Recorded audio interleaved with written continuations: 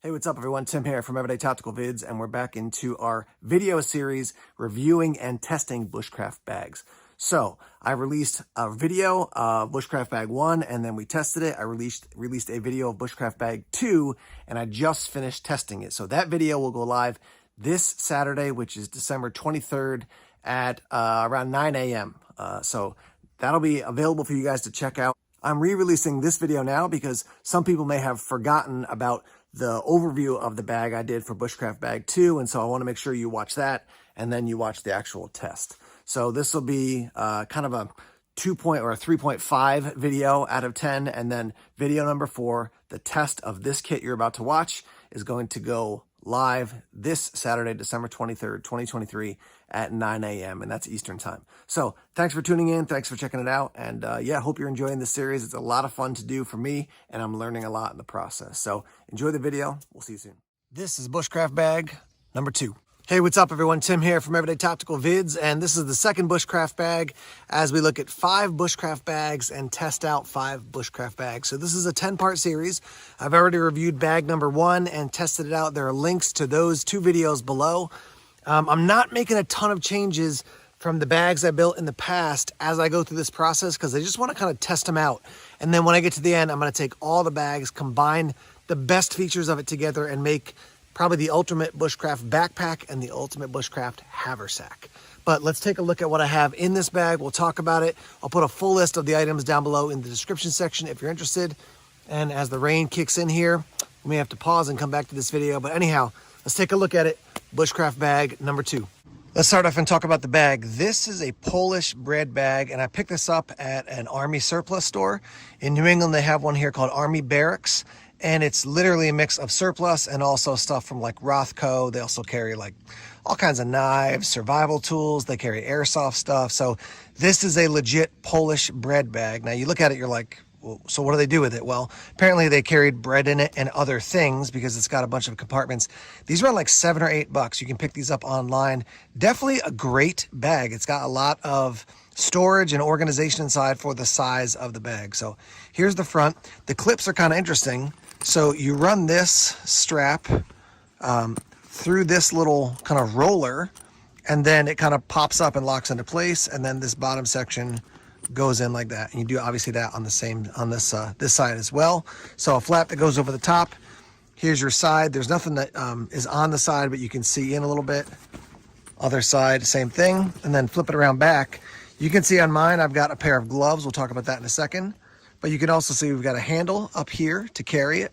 And then we've got some D-rings, metal D-rings, and then the clip for your strap. And then I threw out a little leather strap here as well. And then you've got these this webbing section here. So you could attach a couple extra things onto that as well. And then here's what the strap looks like. You can see it's doubled up there, so you can make it longer, shorter, whatever you want. And I will say, for an old school bag, it is quite thin and small, but it's very comfortable. It's not a very hard material, and especially doubled up, it's actually based on the weight of what you could put in this bag. This strap works just fine. Now, the other thing to show you on the bottom here is you do have these straps, so you could put something on the bottom. Basically, you're going to loosen these up like this, right? Put your item underneath, and then cinch these down again.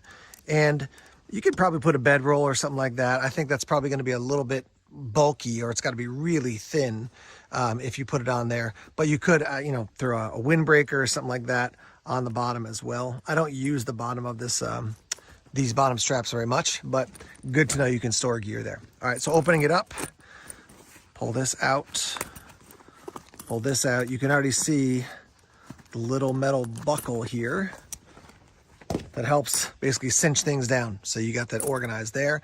It's got this front these front pocket section here. So I've got a Sharpie in there, which I think is always a useful tool out in the woods. If you got to write an emergency note, write notes or something, that's good to have. I've got also in here, see if I can get this out pretty easy, Leatherman Juice. So this is the Juice S2. A lot of tools in this guy. I'll zoom out here or roll in some footage so you can see all the different tools on this. But this is a small, lightweight Leatherman. I picked this up at an REI garage sale for like $10 or something like that. So those two are in there. And then also the last thing I've got in this front section is a little Right in the Rain bullet pen. So this is good for all kinds of weather, and you can write upside down with it. So just a way to write. I've got a little journal in there. I'll show you in a second. And over here, let me close this up for 1 sec.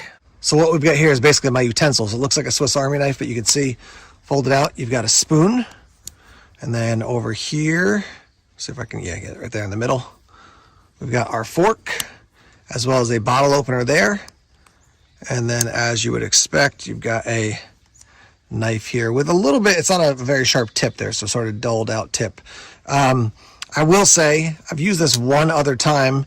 I will say that we'll test it out and see what we think, but the spoon it's not huge, it's pretty small. And then obviously if you need a knife and a fork at the same time, not gonna work out so well. So that's a downside of this, but I do think it's kind of a cool concept of a tool, and it's old school. Lord & Field, I believe that's who it's from, is the Battle Box, kind of like Bushcraft brand. Now you can see as I open it up, I've got a knife on top. I've got this strap and I've got this clip so that it'll stay in place. This is the ESEE Zen Kudo and S35VN. So great tool. Comes in it's not a Kydex, but it's a very heavy duty sheath. Just throw that on your belt. It's also got the loop here, so you could put it around your neck as well. This is a really nice knife. When they came out with some of their higher end steels and the recontoured handles for some of their original knives, this is one that they made available, and I just think it's a really cool knife. Compact enough. It's definitely a 4-finger grip if you hold it like this, and even like this as well, and just allows you to bear down. Doesn't have a sharpened spine, but it's a nice size knife. My favorite knife as far as this size all time is the RB3 from ESEE, and this is a very similar feel with a very nice steel, obviously S35 yen. So there's one cutting tool. And this is the other cutting tool. Now this doesn't actually fit in the bag, but I often run it like this and then fold the top over, or I run it through this strap on the back. So I've got it with me, but this is the Yukon Hawk from Tops. As you can see, we've got the attachment point so you can put that on your belt. Take off the mask here so you can see what that looks like. I have used and tested this. Very thin profile, but a nice chunky handle. So when I hold this, I'm like, yeah, it's just comfortable in hand. And it's relatively lightweight compared to a larger axe. Thin profile that way. You can see you can do some hammering with that. We'll talk about that in a little bit. Made in Ohio. Does have that nice sweep on the blade, so it's not a flat blade as far as your angle compared to a lot of other hatchets and things like that. So between the Zancudo right here and this axe, I've got my, for smaller, more detailed cutting, and then for some more large, aggressive cutting. All right, so I'm gonna undo this strap, which again keeps things organized, and you'll see the different organization as I go through this. So starting on top here, this is a cool little pouch I got from Lord & Field. So it snaps shut. You can see here I've got the Surefire Sidekick as a light, and then this little sharpening system. So we've got 3 different star bits, and then I've got, where you put the star bit in to crank it down, and then you've got ceramic, and then you've got a diamond sharpener. So you basically hold it like this. So just if I want to touch up my knives or my axe out in the field. The Surefire Sidekick, got a couple different outputs here. So that's nice to have an extra light. I do have an extra headlamp, I'll show you in a second. And this guy, I love this thing so much. I put some instant coffee in here, which we'll take out into the field. And then this is my little spice kit. So I've got garlic, I've got salt, I've got brown sugar, and then I've got Old Bay here. And these are glass, they come with a cork, so you gotta be careful with them. But yeah, just snap this, and now it's nice and organized. You could take those out and put them in a different system, but I like that, and we'll use those spices when we head out into the woods. All right, so over here, this system right here is in a S3 Sokoa bag. Open it up, and inside I've got cordage. So there's a little spool of cordage. You can put a little carabiner around there. There's a blade to cut it. It's not 550 cord, but it is strong, double, like multi-wrapped cord. And then you could put something in here, which I might throw a little fishing kit in there, some fishing line, a couple other lures maybe, or something in there. So there's some cordage, and what is in this S3 Sokoa bag is kind of one of those old school hammocks. So we'll set this up when we're out there in the woods. Nice to have something small and lightweight just to rest on. So that's this is part of the hammock down here. It's kind of like a jungle hammock. So not as comfortable maybe as one of those full nylon ones, but lightweight and definitely breathable. So that's in this bag.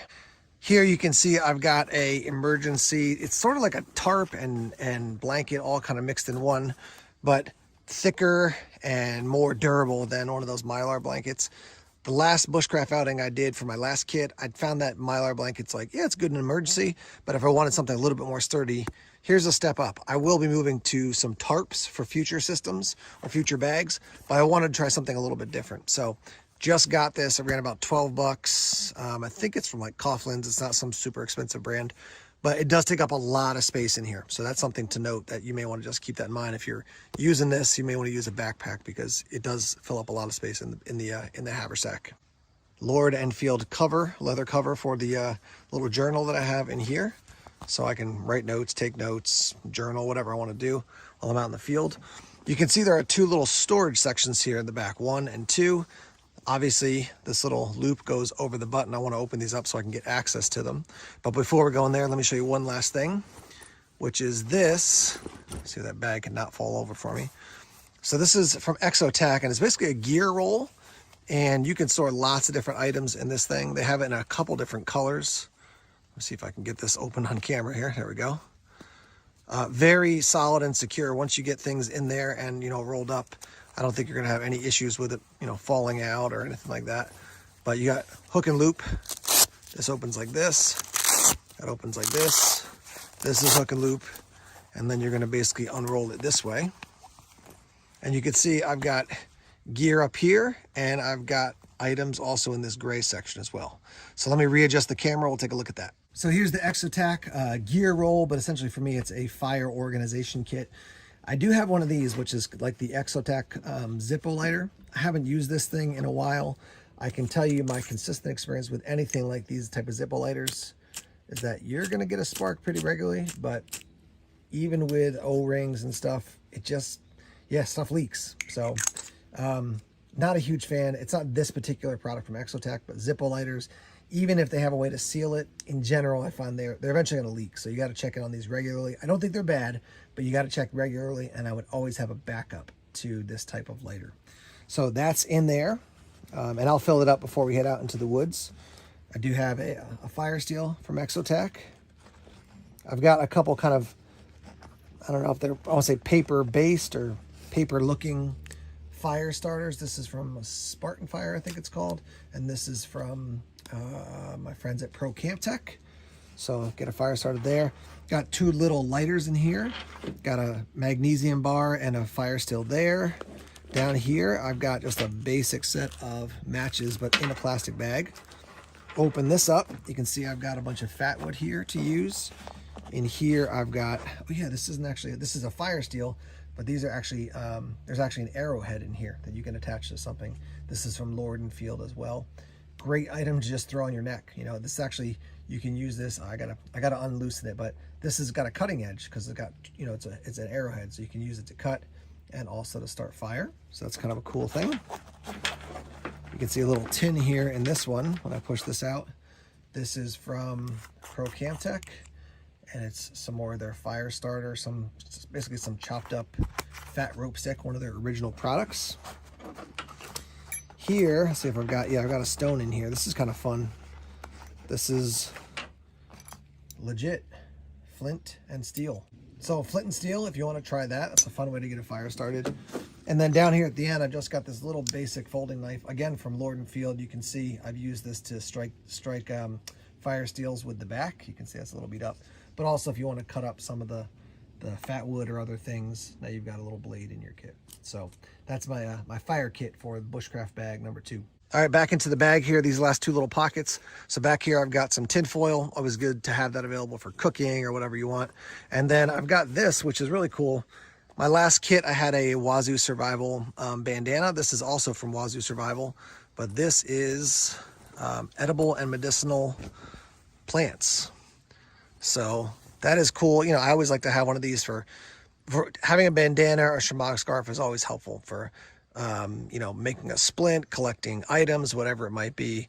This is a cool thing. And you can see like medicinal cook, tea, cordage and weaving, vitamin C, and then they label each one of these plants for the little purposes. So, yeah, I just think that's really cool. It's just kind of a neat product that they came up with. I love the multi-use aspect of gear from Wazoo Survival. And then here we've got a very compact headlamp. This is from BioLite, and I'll show you right here. It does recharge on the side, and then you've got a couple different outputs. I don't want to blind the camera here when I turn it on, but you got red, you got the normal, you got the flashing, that flashing, and I think we might have a couple different outputs here. Yeah, so it's got that infinity loop, goes down, goes all the way back up, and then click it through and it'll go off. So there's my headlamp for when I'm out in the woods. I did mention already that I've got a strop.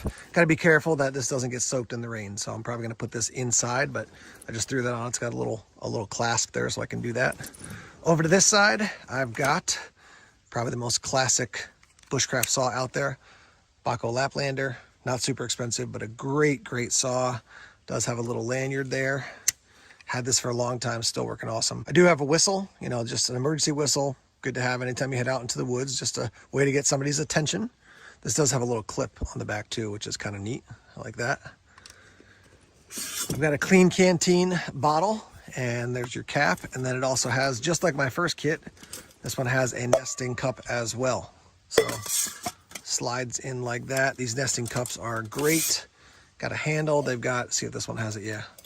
You can see measurements on there. So that's what that system looks like. This is from the Pathfinder school. I think this is just one that I bought online or got in a kit somewhere, or got from a, you know, battle box or something like that. Got a little bag here. I'll show you that in a second. Over here in this side pouch, which is here, right? So 2 little pouches here and a side pouch here. And then there is a side pouch on this side as well. I don't think I have, oh yeah, I've got a couple things in there. I'll go to that in a second, but I do want to show you this. So I've got some hooks and some nails. And these are great items to keep in a bushcraft kit because you can hang stuff up on a tree. If you've got hefty enough hooks, you can actually put them into a tree and then set up your hammock if you want to do that. So I just want to try these out. I think these can be an underrated item when you're out in the woods. Over on this side, a couple more items. So I do have a legit compass, right? So got the mirror, got the compass, it's just good to have a compass when you're out in the woods. And again, probably not going to use this every single time, but good to have a solid compass when you're out in the woods. And that's it for that side. Last item is kind of interesting, so let me grab it. This is a little bag that I got again from the Army Navy store, and I'm like, oh, it's cool. I can like collect wild edibles, stuff like that. And then I looked at it in depth the other day and realized, oh, this is kind of morbid.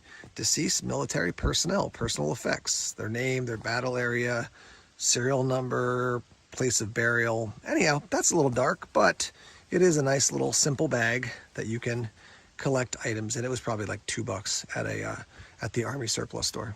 Here's a look at the gloves I had on the back. These are from a company called Truck.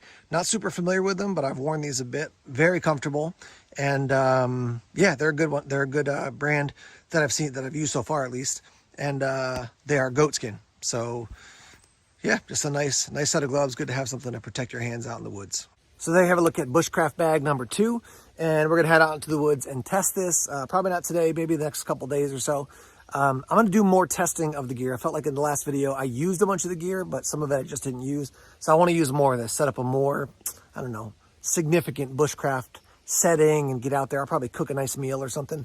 But yeah, some of this gear right off the bat, I'm like, I would have that in any kit. Like a set of gloves, probably almost any kit, unless it's really small, I'll have a set of gloves. But what are the ones that, you know, I'm like, yeah, I might use that, I might not use that. We'll see as we go along. Couple of thoughts on this. Super inexpensive bag. To get that Polish bread bag for like $7 to $10, great deal. And I think it's an awesome bag. I actually had one a while ago, and a guy who I made friends with via YouTube was like, that's a really cool bag. I was like, dude, here, you can have it. I sent one to him, and I went and picked up another one because I liked it so much. So definitely a thumbs up on that bag right off the bat. This is a more extensive fire kit than it's needed, but I like to get out there and work on different skills, test different ways of starting fire. So that's why I have that. And yeah, I can tell you I'm a little, I don't know, concerned is too strong a word, but the size of that like tarp blanket thing, it's pretty bulky. So that's when you have a haversack, you're like, okay, I'm limited on space. What do I definitely need? What I maybe I want to use? I'm not sure if I'm going to use. So we'll see about that when we get out into the woods. But let me hear your thoughts and feedback. If you've used any of this gear, if you like it, you don't like it, let's get that discussion started. Again, the first bushcraft bag and the first test of the bushcraft bag, Those videos are down in the description section below. You can click on the links, and a full list of all these items with links down below in the description section if you want to pick one up, or you're like, oh yeah, I've always been wanting to get one and now I know where I can find it. So yeah, you can check that out. But let's keep the discussion going, and make sure you stay tuned because we're going to be doing our test of Bushcraft bag number 2 very soon. That'll be coming up. And I think the next 2 bags in a row are going to be full backpacks, so even more gear in those future bags. But like I said, let's get the discussion started in the comment section now. All right, guys, thanks as always for checking out the videos here on YouTube. Please subscribe to Everyday Tactical Vids if you haven't done so already. Like us on Facebook, follow us on Twitter, check us out on Instagram, Tumblr, and Vero as well. More videos coming soon. Take care. And by the way, I do know that Twitter is now called X. Later, guys.